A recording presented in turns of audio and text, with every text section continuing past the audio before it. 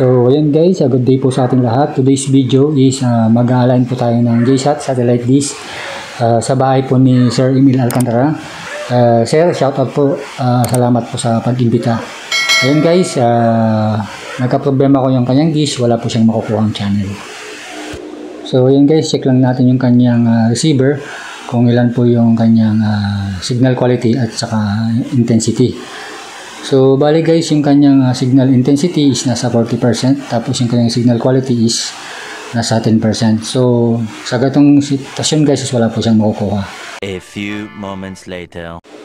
So, yun guys, nandito tayo ngayon sa taas ng kanyang bubong para i-align yung kanyang dish. So, ang step natin gawin guys is dapat po is makuha natin yung kanyang elevation at saka yung kanyang azimuth. Kasi once kasi guys na nagalaw po natin itong kanyang satellite dish, kahit konting galaw po lang guys is mawawala po yung kanyang signal quality at saka intensity. So kailangan lang natin i-align, dapat makuha po natin yung tamang elevation at saka tamang azimuth. Ayan.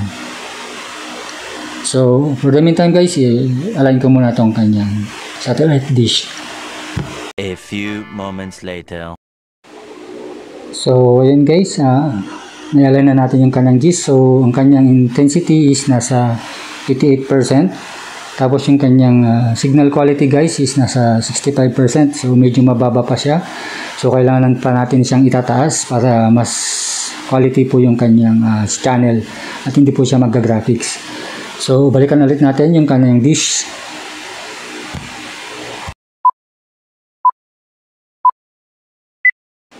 So, yun guys, check na natin yung kanyang signal quality, kung ilang percent na po siya ngayon. So, yun guys, tumaas na po yung kanyang signal quality, nasa 70% na po siya. At yung kanyang intensity is ganun pa rin guys, nasa 88%. So, ito guys is okay na yung quality natin, medyo mataas na. So, good na to guys. Ayan. Kung maaari po sana is kaya pa natin pataasin, pero okay na to guys, 70%. Tumataas naman siya sa 70 to 72%. Ayan. So, good na guys. Ayan. So, reprogram lang natin yung kanyang receiver.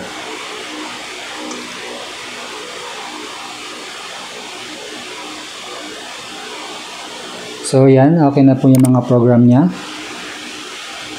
Ayan. So, scan lang natin mga channels kung hindi siya nag-graphics.